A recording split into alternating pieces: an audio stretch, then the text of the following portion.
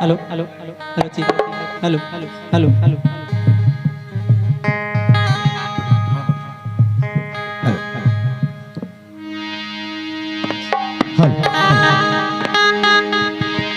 बोलो चंडी माता की जय, चंडी मैया की जय, सरस्वती माता की जय, सरस्वती माता की जय, उसका महाराज की जय।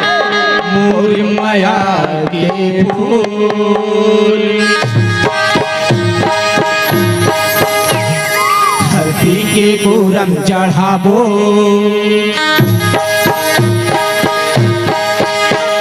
मोर माया के फूल धरती के पूरम चढ़ाबो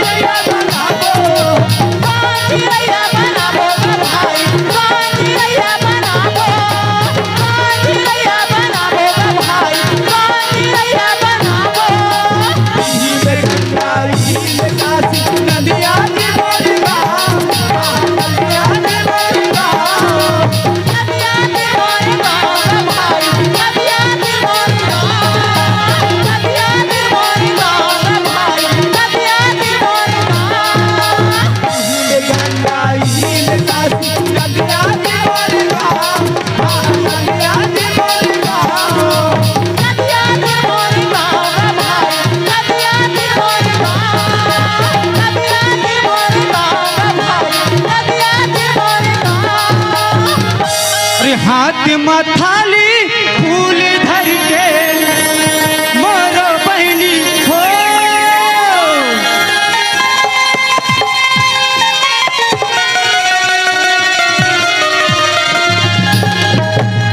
हाथ में थाली फूल धर के सुंदर सेवा बजा बोलो।